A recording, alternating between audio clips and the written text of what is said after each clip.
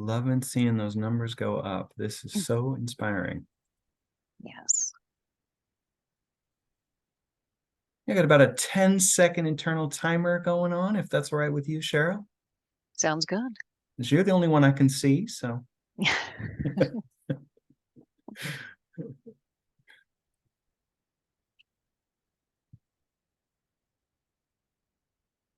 All right, let's get started. Everyone, thank you so much for being here. My name is Jake McKinney. I am I am a change management analyst with the Enterprise Change Readiness Office. We just have a lot of amazing stuff.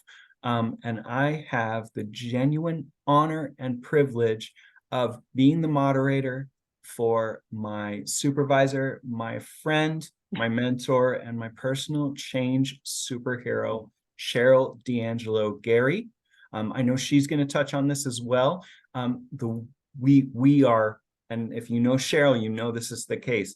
We are looking for interaction through this. Cheryl especially loves it, right? So True. we will have the chat, we will have the Q&A on the whole time. We will be turning chat on for specific questions. We will give you tons of notice about what that looks like. But with all that said, this is not about me. This is about Cheryl. Cheryl, you rock. I am going to turn it over to you. Oh, thank you. Okay, so hello and good morning. Welcome to our first ever, but hopefully annual statewide change management conference, Enabling State Change 2024. As Jake said, I'm Cheryl D'Angelo Gary. I lead the statewide organizational change management community of practice. And it's that group who reached out to Results Washington to develop a partnership so that we could bring you this free conference. And we'll hopefully be able to continue that and bring it each year. So I am really excited by that and really grateful to our partners at Results Washington. So thank you all very much. Our goal is to share some practical, time-tested tools and concepts with you all and to offer some opportunities to really learn from each other. One of the things I want to know, and I'm going to ask John to toggle on chat for us, one of the things I really want to know is what your hopes and dreams are for this conference. What do you want to get out of this? What do you want to take away? So go ahead and drop those into chat, please. Inspiration. I love that. That's beautiful. Thank you. What else? New tools. Yes. Brand new to change management, gain new knowledge and awareness, ideas, innovative ideas, modern twists, best practices, guidance, new methods, practical applications, better leader. Learn everything I can from people I don't normally work with. Yes. Beautiful. Refresh skills and knowledge. Yeah. Good jokes. Oh, okay. Okay. Oh, these are wonderful. How to get buy-in from team members and the entire organization, new practical tools, how to help staff manage the emotions that come with change, new strategies. Yes. Yes. Tons of good stuff. Tons of good stuff. And we've had a couple of people introduce themselves in chat. I think that's a great idea. And I'm just realizing I shorted my introduction a bit. So let me step back a moment. I'm Cheryl D'Angelo Gary.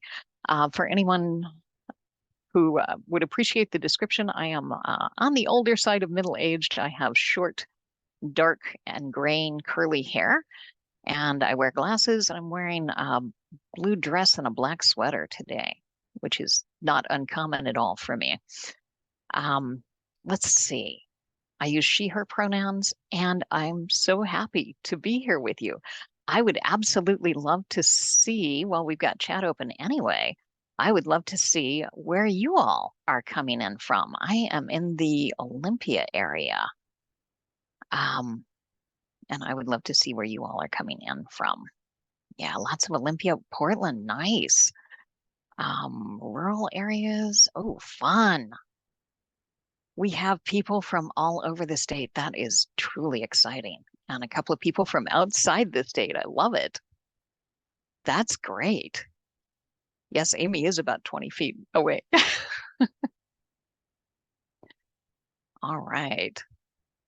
Liquor and Cannabis Board in Olympia, working remotely from Cheney. Oh, beautiful area. Nice. Okay. Thank you all. I appreciate that. And I appreciate you sharing your hopes and dreams. We'll capture those and use them to feed our agenda for next year, assuming we get to do this next year, which I have my fingers crossed. So thank you all very much for joining. It's your participation and your interest that's going to allow us to make this continue. So I appreciate it.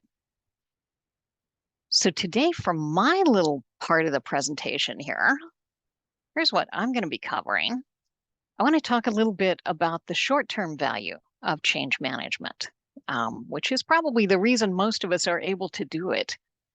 And then I want to talk about the real power of change management, because the real power is in the long-term effects, the enterprise-wide impacts.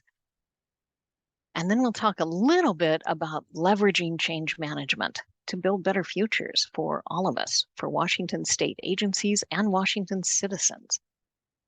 So that's my goal. That's what I want to talk about. So let's dive into that. We'll talk about the value of change management in the short term.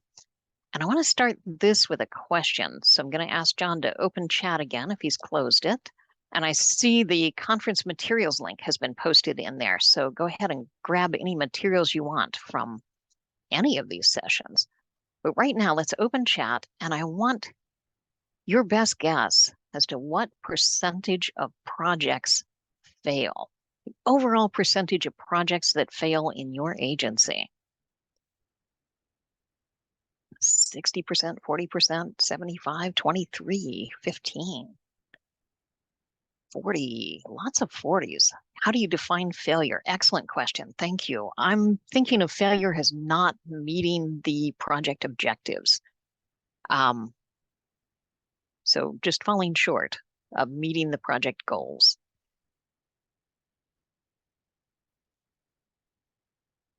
Yeah, a lot indeed. Yes, yes. And we are all over the map. And I think that is not uncommon. When I was doing this research, I found we've got good stats for specific types of projects, but not for projects overall in general. And there are so many possible reasons for failure. So here's the figure I found, and it's a global figure because apparently it was easier to lump them all together globally than to break it down in any other way. So Team IO has put together a project management statistics, trends and common mistakes in 2024. And according to their research and what they've found when they pulled that together, 70% of projects globally fail. 70%. That's huge. 7 out of 10 projects. Giant. Absolutely giant. So if we can do something to fix that, I think we're obligated to. So I want to show you some data from ProSci. ProSci has been collecting data on what makes projects succeed for over 23 years now. So this particular graph is from their 2007 to 2020 benchmark studies.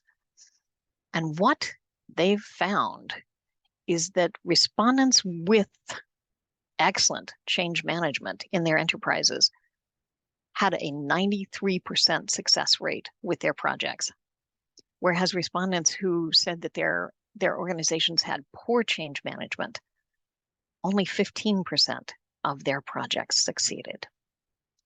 And I want you to notice that even just increasing from poor to fair change management increases your odds of success by almost 3 times. So change management is definitely one of the contributors to project success.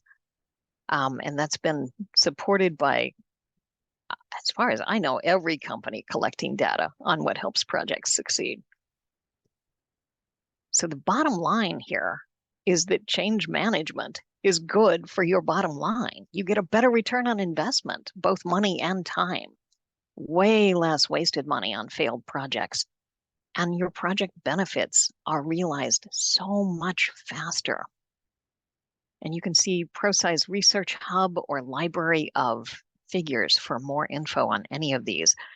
Anytime that I'm citing somewhere, I'm going to put a link somewhere on the slide or some information about how you can find it to make that a little bit easier for you. So that's the short-term power of change management. But the part that I really get excited about is the long-term impacts of using change management. So not just on our projects, but in our work teams, in our lives, these are tools that you can use anywhere, and they will help you get more done more successfully. I can't be more simple than that. So I want to share one of my favorite quotes right now. It's from Lily Zhang, who wrote DEI Deconstructed. Lily has written a couple of other works also, but this particular quote is from DEI Deconstructed. Trust is the currency of change, and change is expensive. Does that quote resonate for you? It really does for me. It feels very true. According to Harvard Business Review, in a 2017 article entitled The Neuroscience of Trust, which I've linked on the next slide, employees in high trust organizations are more productive.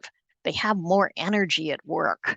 They collaborate better with their colleagues, and they stay with their employers longer than people working at low trust companies.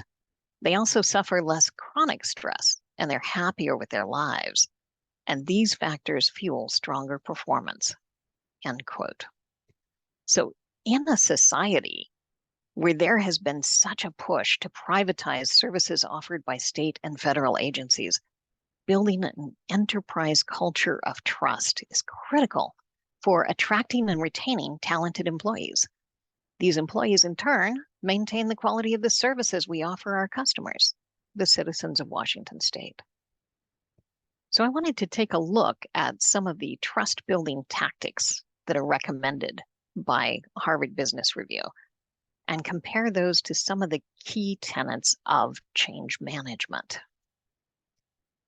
So what you're seeing here are Harvard Business Review's tips on the left and key tenets of change management on the right. And I want to go through those really quickly.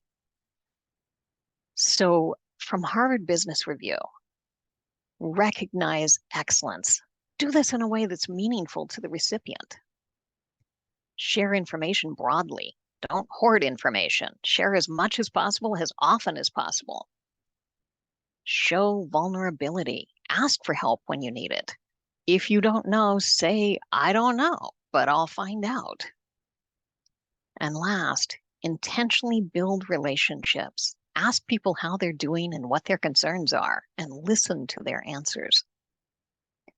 And compare those to some of the key tenets of change management. And these are drawn from ProSci, Cotter, Bridges, and Head, Heart, Hands change management models. First, celebrate success. Recognize people in ways that are meaningful to them. Be transparent. Communicate as much as possible using methods and media that work for your intended audience.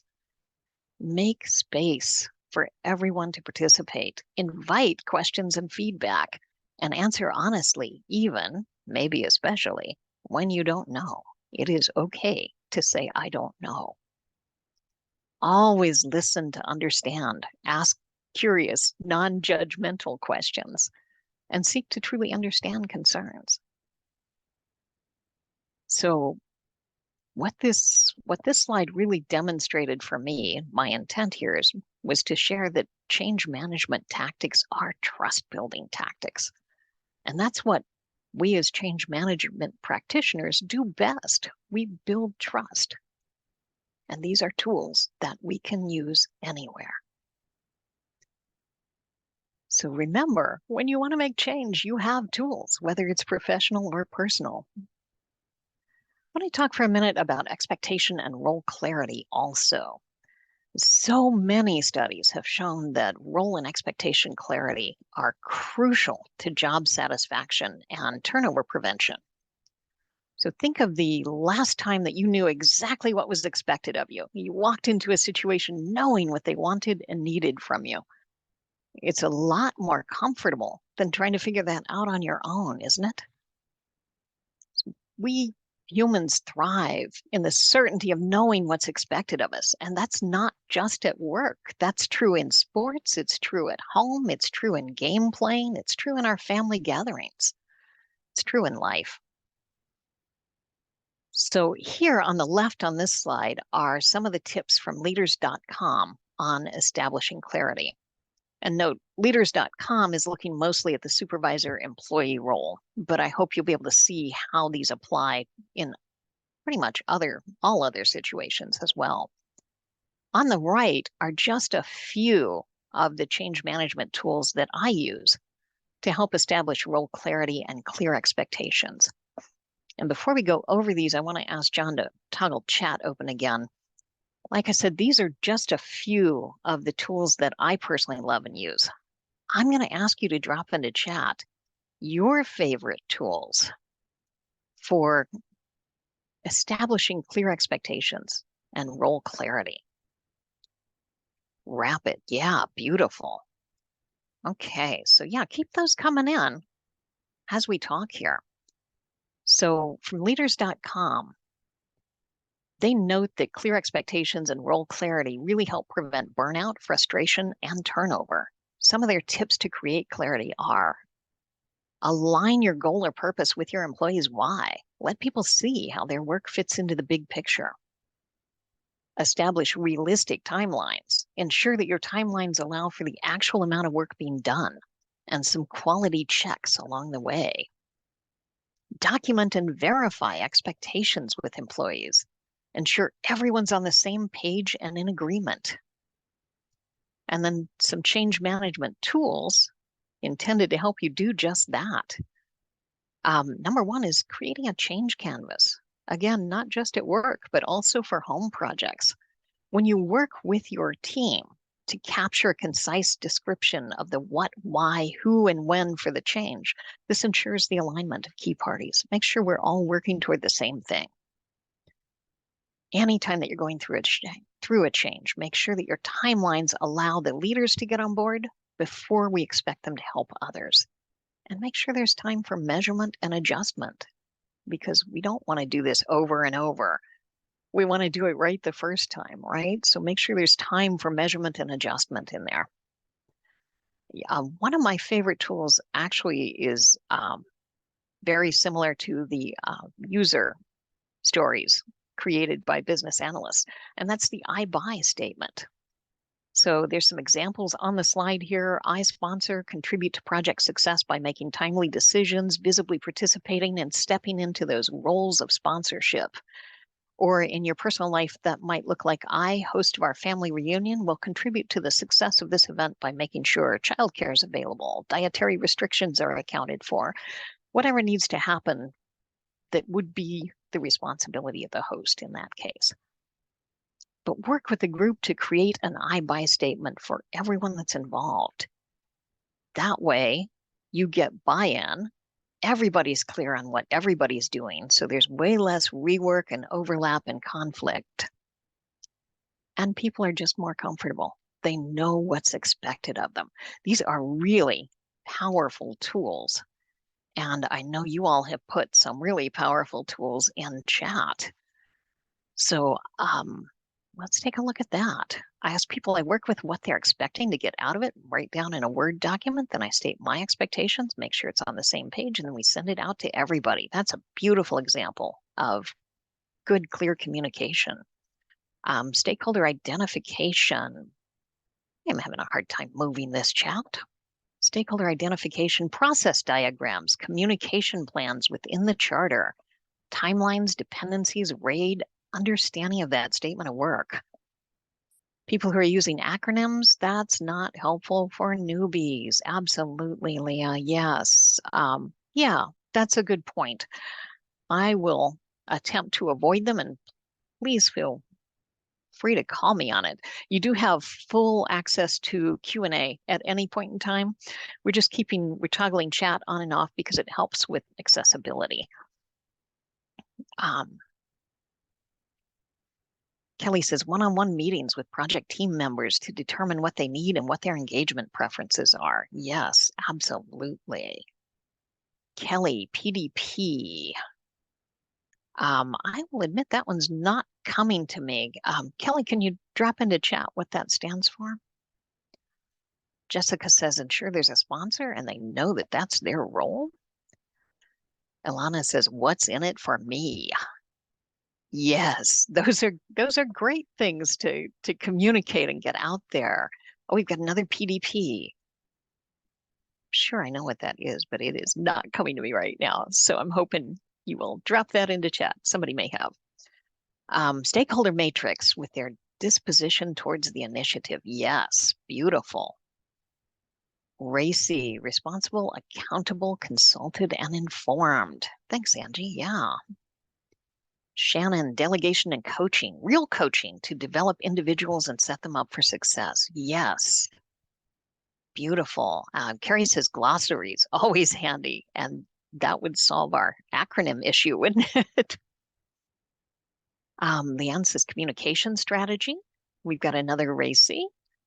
Charter. The charter is a great tool, and spelling out those expectations and clearly defining roles in the charter is definitely a best practice of change management, and one that I always encourage. We've got a lot of RACIs. Yes, I will confess, I kind of like, there we go, Teresa, the RASCI, which is, and Teresa, feel free to correct me if I get this wrong, responsible, accountable, supporting, consulting, and informed. Tracy says plain language. Yeah. Yeah. Good communication techniques. It's hard to go wrong with that. Project Charter, Rapid. Yeah. And then we've got the stuff again. Let's go down to the new messages and see what we've got there.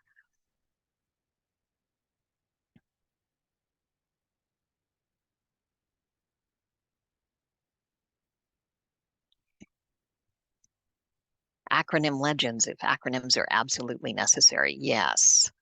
WIFM is what's in it for me, a classic and really helpful change management tool. Change impacts. Yes, we want to make sure everybody is on board with those change impacts. PDP, personal or professional development plan. Thank you. Yes. Yes, absolutely. Potential pain points and strategies to address them. Performance development plan. Yes. ADKAR, awareness, desire, knowledge, and awareness, desire, knowledge, ability, and reinforcement. Yes, absolutely. Absolutely. Yeah, SAO equals statement of work. Another take on RASCI is MOCA.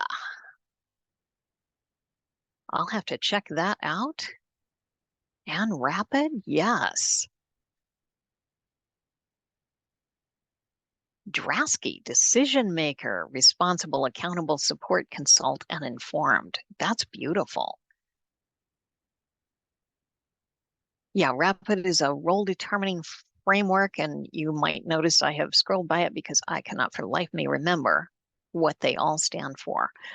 So if somebody uses that one regularly, if you could drop what each of those stands for into chat, I would appreciate it. That would be super helpful. Okay, thank you. I'm gonna dive into those tools after this. So the point that I want to make is that the tools of change management are the tools of culture change. And if you have the ability to make something better, I do believe you also have the responsibility to do that when possible, when safe. So my challenge to you, my challenge to all of us as we go through this and we learn from each other, is to think through how we can use our change management tools to create the kind of changes we'd like to see in the world. So at the very beginning of our time together, I asked you to share your hopes and dreams for the conference. And now I want you to think a little bit bigger. What are your hopes and dreams for yourself, for your family, for your future? What changes do you want to create in your world? As we go through these next 3 days together, let's think about how we can use these tools and concepts that we're picking up to make our lives better.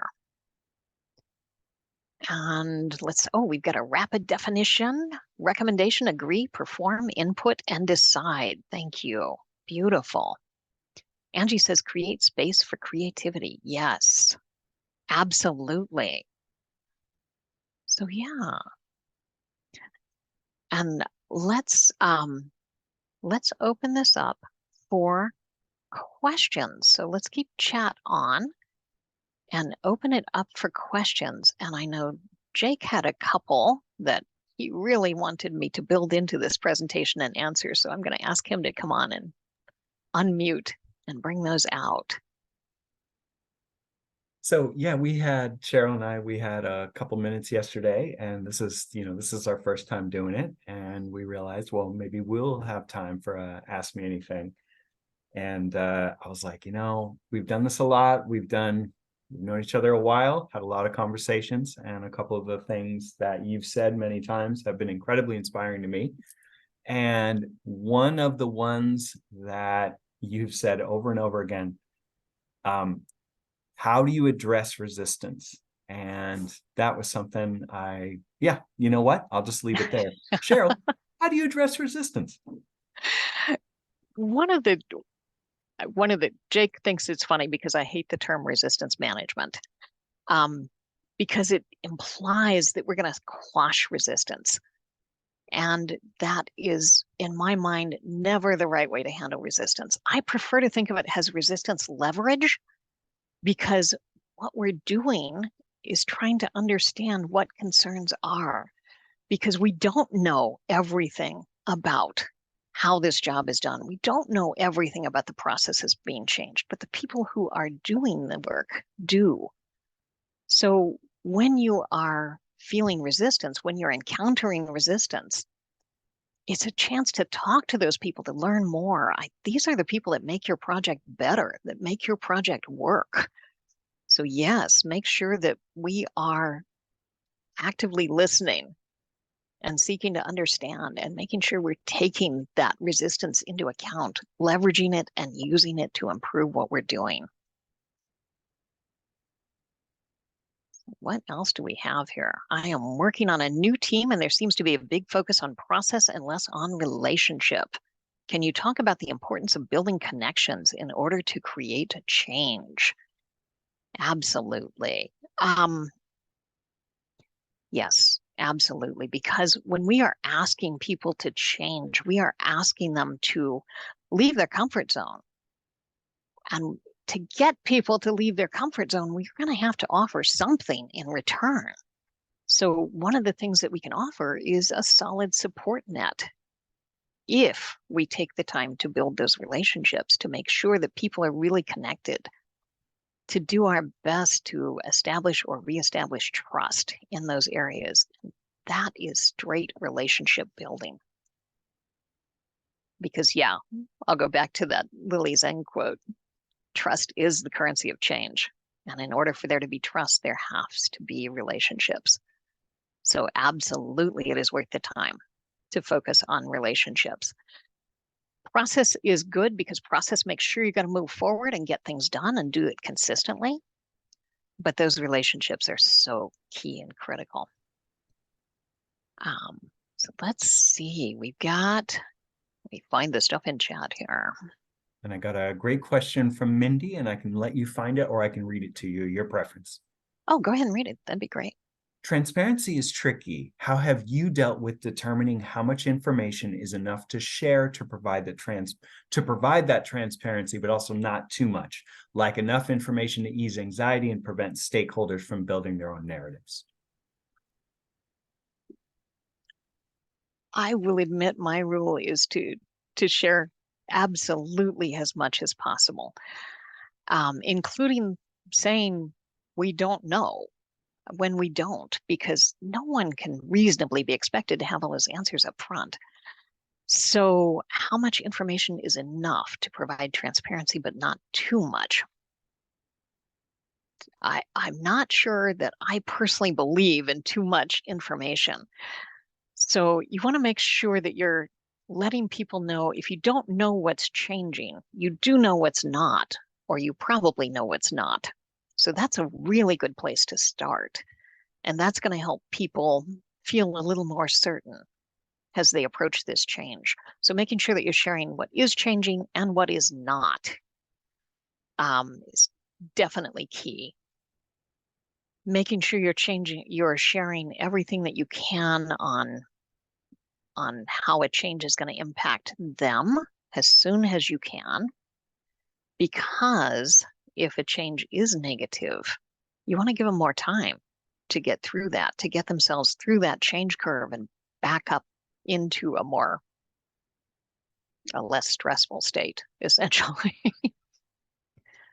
um, Gosh, And oh, I'm sorry. Mindy, I hope that's helpful. I'm thinking I'm going to move on, but man, that could be a presentation all on its own. And we do have a communication presentation coming up. Hopefully they're going to tackle that question. So I'll So let you Jake, know, Cheryl, and I encourage folks to pop their questions in the Q&A because the chat mhm, is a little overwhelming. And then, of course, yeah. completely forgot there was a Q&A. So I have, I have a couple questions for you. I'm going to do okay, we are looking great on time. So Oh gosh. I'm going to have to address you as anonymous attendee. I apologize. I am working with a new team and there seems to be a big focus Jake, on, I did answer that one. oh, my fault. I'm sorry. Yeah, so let's go Okay. to Anita's. I've heard this phrase from leaders recently that change is going to make people unhappy anyway, so there's no incentive to communicate about it early and often. Yikes, indeed. Yes. Oh, that's terrifying because okay, here's the thing. Your agency is not going to see any benefits from that change until people are at the ability step in the ADKAR model. In order to get them to the ability step, you have to be able to train them. In order to train them, you have to have them at awareness and desire. And I can see from the quote that you have here that your leaders are scared about that desire piece. Man, I get that. That's a big, scary thing that we have no control over. Absolutely. But every change benefits somebody. Every change benefits somebody somewhere. So if it's not going to benefit me, if it's going to give me more work, then it becomes even more critical that I understand who it is going to benefit and how, and that I understand why that's important to the agency. Hopefully, you can tap into my values, my why for coming into work every day. And that's really going to get me on board quickly. But yeah, the sooner you start communicating, the sooner you can get everybody on board and ready to take on the knowledge that's going to make the change work. So yeah, there's a lot of data out there to support that communicating more and sooner. So I'm hoping you can find some, and if not, reach out to me because there's so much out there on that. Okay. Olga says, when there was no proper change management, how do we work with people impacted to make things work and rebuild trust? So there was no proper change management, but now you're bringing it in. So for me, that's always the key is to just help people see how we're doing things differently this time. So plan out your whole strategy and be willing to share that with people. See, we're doing this differently this time because this time we're going to do X, Y, and Z. We're going to engage our impacted people here and make sure that we're getting their feedback. And we're going to do user testing and all this stuff that made those earlier projects fail. And I'm hoping you had a chance to look at their lessons learned. You want to make sure you have a plan to address all of that. And then you want to be willing to share that plan with all of those doubters. So hopefully that helps. And, oh, how do we build trust and willingness to participate in change when the very nature of the organization prompts inequity, burnout, and mistrust? So you're looking definitely at culture change there. Culture change, the last time I looked up these stats, culture change takes on average 6 to 16 years to accomplish. So I think the key there is to explain to people that you're trying to change just that culture that prompts inequity, burnout, and mistrust. But the only way that you can change that is if you can get people involved, if you can get them on board with you and pulling them along. Because realistically, that's what we can change most easily is ourselves. You always have to start there and then push on the culture. And that is that's a tough, can be a tough thing to sell. Again, there's lots of data out there for that. So hopefully that will help you. Again, going back to the other one, just showing your plan, showing how you're going to do this one differently is so critical and can be really helpful with that rebuilding of trust. What's a good goal poster? A good goal post, sorry, for team huddles and stand-ups for a high-performing team? Once a week, bi-weekly, or is it just based on what the team wants? Eric, that's an excellent question. And this is definitely something that I have strong opinions on. So team huddles and stand-ups on a high-performing team, critical to keep everyone on board on the same page, critical that people understand what everyone's working on the team. How frequently do you need those meetings? I think the key is not so much frequency as it is making sure that the meeting is offering something for the team, for everyone who's being asked to attend. What are they getting out of it? Making sure your agenda includes something there. So I know on the teams that I run, we start them with a check-in. And the check-in is often just, give me one word to describe how you are doing right now at this moment in time. What's your mindset that you're bringing into this meeting? That's a really quick check-in that just lets you know where everybody is, so you have a sense of how to interact with them as you go through this process, because we are not able to leave our lives at the door when we walk in. That is a myth. And let's kill that myth as soon as possible. So that quick check-in lets you know where everybody is. It also really helps your team mesh and get connected. Once you've done that, business usually goes really quickly. And I know with my teams, I often will get out of a meeting early because we took 20 minutes to do a check-in because somebody needed to discuss something. But then we were able to handle our business in just 10 instead of the 40 that I had planned, because we took all that time to check in. We're all on the same page and we're operating as a team fused. So, so yeah, look at the needs that you need, what needs to be communicated with each meeting. What's the frequency that makes sense to do that? And then just make sure that the meeting offers something to everybody who attends, even if it's just a real meaningful chance to connect with each other. Hope that makes sense. Hope that was helpful. Logistics question. Do you need to be registered for all sessions to have access to the recordings, or can you just register for the sessions you can attend and then watch the recordings later? And I see ResultsWA is typing an answer to that, and I'm going to let them handle that one because I'm not sure. I know I have been encouraging people to register for the sessions they're interested in, whether they can attend or not, because that way you get the email when it gets posted that tells you it's there, and that's helpful. We've got an anonymous attendee who says changing culture taking 6 to 16 years sounds more like an issue with waiting for people who are resistant to change. No, it's more just that culture eats strategy for breakfast. Culture, I mean, we built our culture and it started being built before we ever joined our agency, unless your agency is brand new. So culture is huge. It is gigantic. And it's not something that you're going to be able to move quickly or easily. Yeah, culture is such a major conglomeration of our beliefs and etc. And I know Jeannie Bowen, as a matter of fact, is giving a talk on culture, just that. When is that one? I don't remember when Jeannie is speaking. I believe it's first thing tomorrow morning, but that one should be wonderful. And that will certainly help explain why culture change takes so long. A challenge I have right now is that a new database is largely being driven by leadership needs. Frontline staff dislike what leadership wants, big distrust. Tech-savvy people are excited for the opportunity to move to a database. Non-savvy folks are digging their heels in.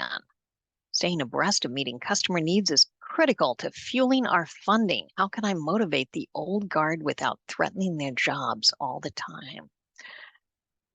That is always one of the challenges of change because your old guard are experts in the current system, right? And now you're introducing a brand new system. You're taking away all of that expertise that they've worked years developing. So the key here, and it always is much easier to say than to do, but the key is to paint a picture of this new future where they can really see themselves succeeding. So if you can find a way to let them maintain that expert status in your new world, that's going to do it for you. And I would be thinking, what does that look like? So let me give you an example. I know I have, when I have someone who's an expert in an arcane part of current state, and we're moving to a new state, I will often approach them and ask them to help me do the crosswalk between the old system and the new, because they are the experts in that old system. So let's let them help us understand what it looks like to do that same thing in the new system. Having them create the crosswalk, crediting them for creating that, it saves you work. It gives them a way to maintain that expertise. If they have training skills, you can ask them to help you train. And that's a fantastic way to just further establish that expert status and get them on board. So hopefully that will help you with that. Lauren says, on my current project, we're building awareness for the changes to come. Our biggest feedback, we want to change now. Yes, lovely problem to have. That's awesome, but we don't have changes ready for staff to implement. How do you keep the momentum flowing as you plan for change? That's a great question, Lauren. Thank you. I think my best thought there would be to make sure that they are staying involved in that planning process as much as possible. So one of the most effective ways to do that I have seen recently, we have an amazing change manager here at LNI. And one of the things that she has done is she created a web-based update page that gives everybody detailed information and then sends out a regularly scheduled email so everybody knows when to expect it, when to look for it, that just hits like the 3 top changes or the 3 top things we're talking about right now, and then gives a link to that further information. And the web page has a place to take comments and questions in, so people can actually feel like they are participating in the change. Beyond that, they are participating in the change because the project team is looking at that input on that web page. It's just a way to make it possible for more people to feel more involved without getting those ones that are going to be upset with too much communication. Yeah, great question. And Jeannie says, yes, her talk is at 9 a.m. Wednesdays, so first thing tomorrow morning.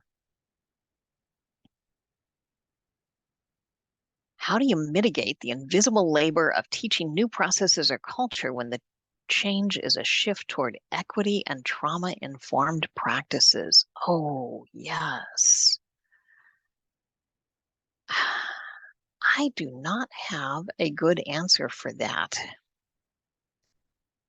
So I believe our chat is open. So I'm going to invite, let's crowdsource that one.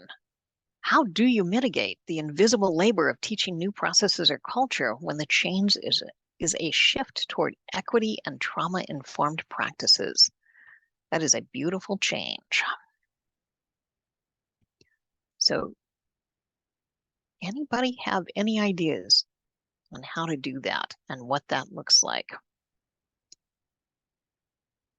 I know one of the things that we are trying to do at my agency is to make that invisible labor a little more visible. And that alone is a culture change.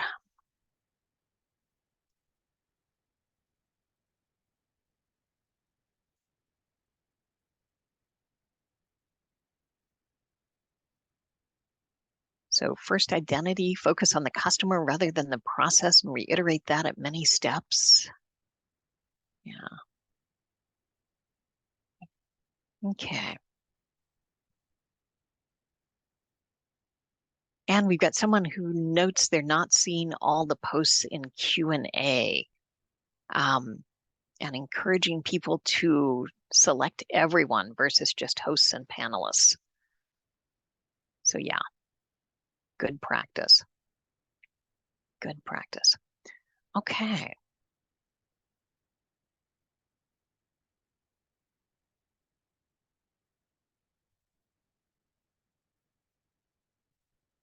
So we've got some great stuff in chat, and I'm gonna say I'm still open for any questions. The Ask Me Anything is something I really enjoy. So keep them coming. So we've got some great stuff in chat. Culture starts at the top and is reinforced at every level. If you have negative organizational habits at the top, that trickles down.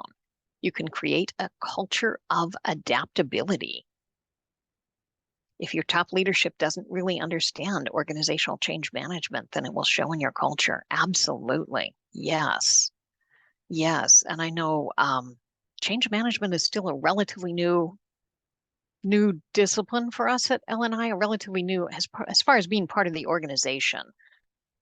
We've got people who've been doing change management for me, it's well over 15 years. For a lot of our change managers, it's well over 10. But L&I itself has only really been doing it for 6 or 7. So it is still relatively new for us. And yeah, we spent a lot of time, I'm going to say probably about 2 years, getting leaders on board first so that they could lead that through. So yeah, that alone really helps with that particular culture change. Yeah, labor and industries, thank you.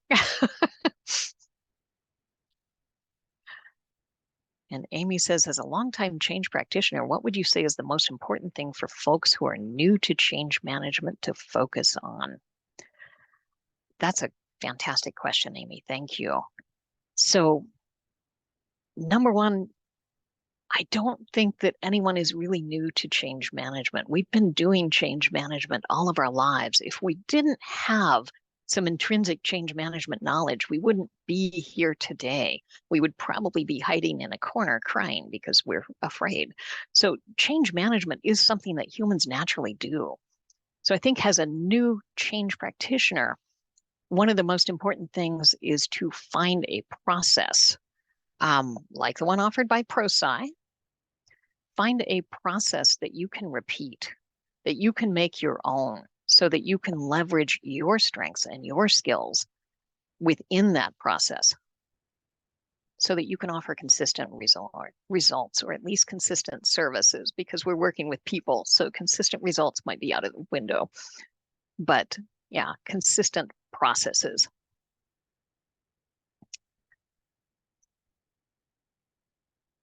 So I think that would be the main thing I'd want to focus on. And I will say, ultimately, change management comes down to three things. Number one, truly understanding what that change is, truly deeply understanding what the change is, figuring out who it's going to impact, and then figuring out what they need to get through the change. So that's my change management super condensed model. And if you look through all of the change management models I'm aware of, they all touch on those 3 points. Those are, I mean, that's the core of it right there. So, Amy, did that answer your question?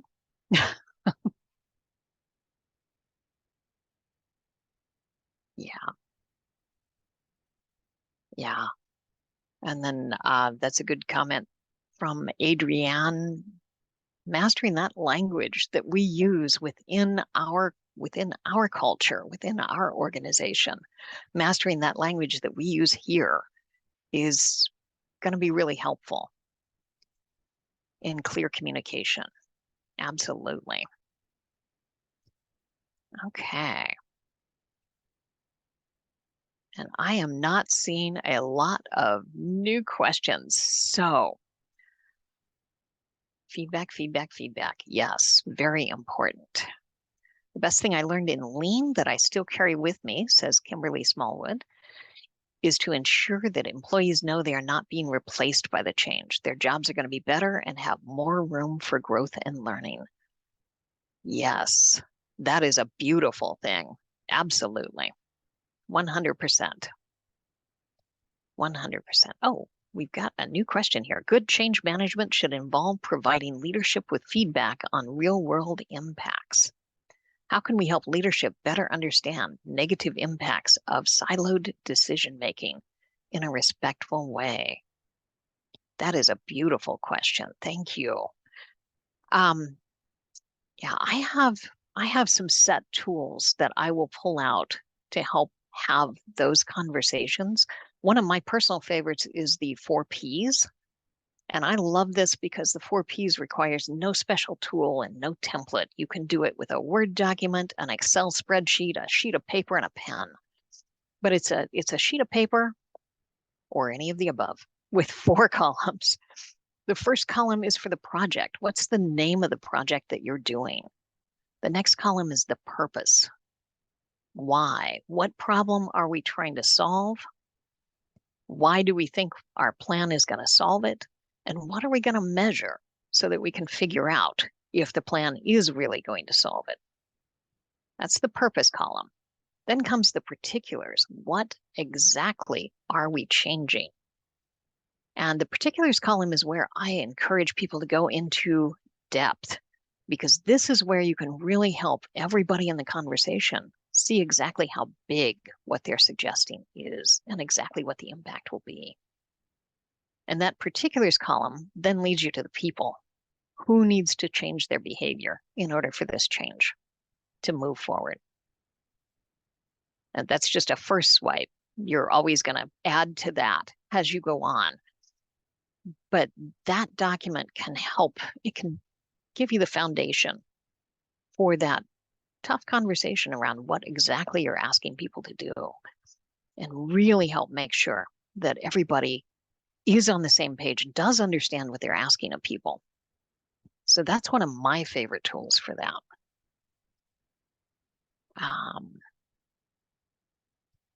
Then we've got Andrea says, if you're speaking a language no one understands, you're not communicating. Absolutely. Clear communication is critical to success. Kelly says, tough question. Any advice for sponsorship support or coaching when the sponsors are so busy and sponsoring several projects at a time? That's a tough one. That is absolutely a tough one. So yeah, and that's where you start to push for prioritization. And I have worked for, my gosh, I have worked for about 8 private corporations and 2 state agencies. And what I have learned in all of that is that we are not good at prioritization. So trying to help sponsors really understand what we need from them in order for a project to succeed is going to be a critical first step. And then trying to help them figure out how to maximize the little bit of time they do have, what support they need to maximize that time. Absolutely critical, but also making the argument for long-term prioritization. Effective, real prioritization is critical because that's what's going to save us all from our very human desire to do everything. And prioritization is tough. It certainly is for me. So I totally understand why it's tough for organizations, but it also is absolutely critical. So we've got Shannon says, Kelly, it might help to ask the sponsor what will happen if the change is not successful. Yeah, I think that what happens if we don't do that is a critical component of any conversation about change, and definitely something to talk about with your sponsor. Absolutely. Absolutely. Okay, how effective is the delivery? Oh, here, Adrienne has put the 4 Ps into chat. And I'll note that that's not really a ProSci model. The 4 Ps is a tool that I was using long before ProSci was in existence. It is a super valuable tool, and ProSci does train it, which I love because it's a powerful, powerful tool. So thank you, Adrienne, for dropping those into chat. And Rick says, how effective is the delivery of projects? Are there connections between the successfulness of projects and the number of projects in motion? Yes, absolutely. And if you go back to, which slide was it? TeamStage.io, there's a link to their stuff in my slide deck here. If you go back to their stuff and their 2024 lessons learned on projects, that has a little bit of data that they've collected in it, because there is definitely a direct correlation between the amount that we're trying to do and the amount that we actually get done. And it's huge. So yes, talking to people about how we can limit that is absolutely huge. So we are sitting at 9:58. And so I want to just ask you one more time. What kind of changes do you want to create in your world? And as we go through this conference, how can you take any new tools or concepts that you learn here and use them to create that change? What does that look like for you? You can drop that into chat, or you can just think about it as we go through this time together. But I think that's what I personally really want out of this conference, is to have people realizing that we can make change. We, individuals, small as we are, can indeed make change. And these change management tools are key. So with that, I'm going to say thank you. And if you have any questions, you can reach out to me at change@lni.wa.gov. Thank you. Enjoy the conference.